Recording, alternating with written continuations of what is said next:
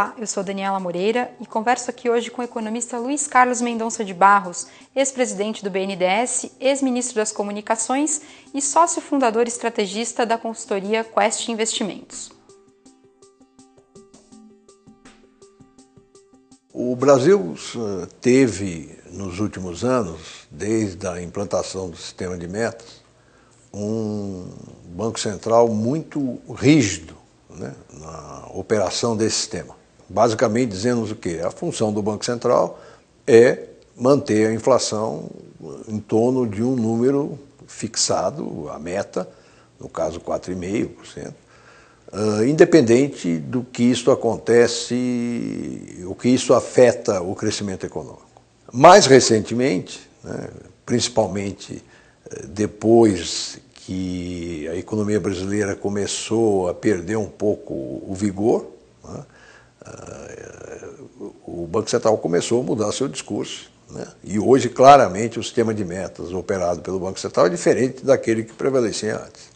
E em que sentido ele é diferente? Hoje, o Banco Central olha o crescimento econômico como uma dos seus objetivos de política monetária. A inflação com o crescimento econômico. Essa é uma mudança radical, é uma fronteira muito importante de ser cruzada.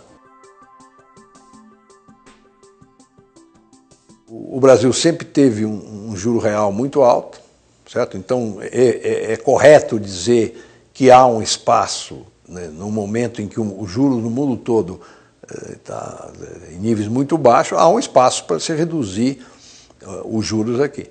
Agora, por outro lado, esse espaço tem que ser utilizado sem tirar do Banco Central a meta de manter a inflação dentro dos parâmetros fixados. É aí que existe um espaço de crítica muito grande, do qual eu comungo. Eu também acho que a redução do juro para 2%, que agora é o número que a presidente fixou no seu discurso, é uma intervenção externa forte demais, certo? Que vai comprometer a própria independência ou o Banco Central como uma âncora da estabilidade, né? Essa conjugação complexa de novos objetivos, novos instrumentos, novo entendimento, normalmente leva a uma situação de uma certa crise provocada principalmente pela volta da inflação. Só que a volta da inflação, e eu não estou dizendo de volta da inflação nos níveis que nós tivemos no passado, mas a inflação como 7,5%, como nós já tivemos ao longo do ano passado, na forma como a economia brasileira opera hoje, ela tem um caráter deletério muito mais forte do que o governo está percebendo. Um exemplo que eu sempre cito é que hoje, pela primeira vez em décadas, o consumidor brasileiro está endividado. Já há estatísticas que mostram, se discutem vários critérios, mas mais de 20% da renda do brasileiro hoje já é gasto com serviço de dívida, né, tanto principal como juros. E o que acontece nessa situação?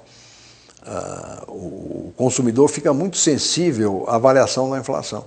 E quando a inflação sobe sem que ele perceba, há uma queda do poder aquisitivo dos salários, certo? E essa queda de poder aquisitivo leva a um aumento da inadimplência imediata, como está acontecendo agora, certo? E o Brasil é um país em que a estatística, quer dizer, a visibilidade do inadimplente é muito alta.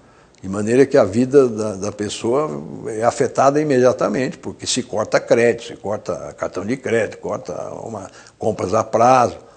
E nós estamos vivendo hoje uma desaceleração da economia que tem muito a ver com esse fenômeno da queda do salário real, da incapacidade de honrar as dívidas, da inadimplência e todo um processo que se segue. Eu acho que pressionar o governo para baixar, os bancos para baixar o juro é uma atitude legítima do governo, né? O problema, e muitos colunistas têm escrito nos últimos dias, é que essa fronteira é uma fronteira tênue, de uma pressão legítima, de uma pressão que vira algo populista.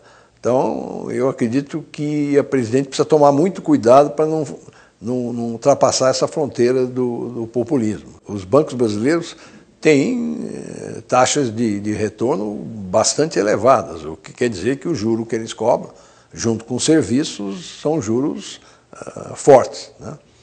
Mas precisa tomar cuidado para isso não virar uma campanha tipo nacionalista ou populista, porque mexer com o sistema bancário de um país, ainda mais um sistema bancário sólido como é o nosso, no momento em que quase todo mundo está vivendo crises bancárias, é uma coisa que precisa ser feita com cuidado. O câmbio no Brasil nos últimos 14, 15 anos foi um câmbio flutuante sujo. O que quer dizer isso? O câmbio flutuante, o Banco Central compra dólar, mas sempre respeitando os movimentos da moeda brasileira num contexto de outras moedas de países emergentes. Ele está mudando, ele está provocando artificialmente uma desvalorização da moeda. Isso certamente vai levar a um momento em que ele vai fixar o valor dessa moeda. E esse canal do câmbio se valorizando tem sido muito importante como uma força compensatória da inflação quando acontece aqui dentro do Brasil. Quer dizer, na medida que ele fixa o câmbio, ele perde essa liberdade e, portanto, choques externos que estão sempre ocorrendo e poderão ocorrer no futuro, se transmitem imediatamente para os preços aqui. Quer dizer, o Brasil hoje tem uma inflação de 5, 5,5%, porque os setores tradables, setores que dependem do câmbio, estão com uma inflação de 3, 3,5%, 4%. Se essa inflação aumentar, e quando for se compor com a inflação de serviços, que não é afetada pelo câmbio, a inflação média vai subir mesmo. Não vai conseguir. Não vai conseguir. Talvez consiga 4,5% de crescimento no fim desse ano, na passagem para o outro ano, né? Mas a indústria mesmo, saiu um indicador referente a maio, muito fraco. A indústria brasileira não deve crescer mais do que 1,5%, 2% no máximo, né? E com isso você não consegue fazer 4,5% de crescimento de jeito nenhum. E aí é o risco, né? Se o governo de novo vai colocar como meta um número quase impossível de ser obtido, e depois ele se sente obrigado a tomar as medidas que ele acha necessárias para chegar nesse crescimento. Enquanto que as restrições hoje são muito mais estruturais do que conjunturais. Não resolve, né? E aí tem que ter uma divisão clara. Você na indústria, quando protege a indústria, você faz o preço interno subir. Esse é o objetivo, né? Só que aí você tem dois tipos de preço. Preço de produtos de consumo do indivíduo, que aí simplesmente a pessoa vai pagar mais caro ou vai comprar menos pela renda do que compraria com preço mais razoável. Mas o que me assusta mais são o protecionismo em bens industriais, né? Porque esses bens industriais que ficam mais caros, eles são inputs de custo da própria indústria brasileira. Então, por exemplo, um caminhão no Brasil hoje custa 2,8 vezes o que custa em países que concorrem com a gente. E o caminhão não é para passear, o caminhão é para carregar produtos internos. Se o caminhão custa 2,8 vezes o que custa lá fora, o transporte aqui vai também custar no mínimo 2,8 vezes. Além disso, esses caminhões andam em estradas de péssima qualidade, chegam em portos que estão abarrotados. E aí você dá um tiro no pé, né? Porque para proteger a indústria, você impõe custos de produção na indústria muito mais altos do que outros lugares e vira uma bola de neve. Normalmente, quando se trilha esse caminho, ele não para, e ele vai cada vez mais agravando o problema da competitividade interna. Basicamente estrutural. Primeiro isso, você tem que desonerar principalmente os insumos. A energia elétrica no Brasil praticamente dobra de valor só com os impostos, né? E outros setores da mesma coisa.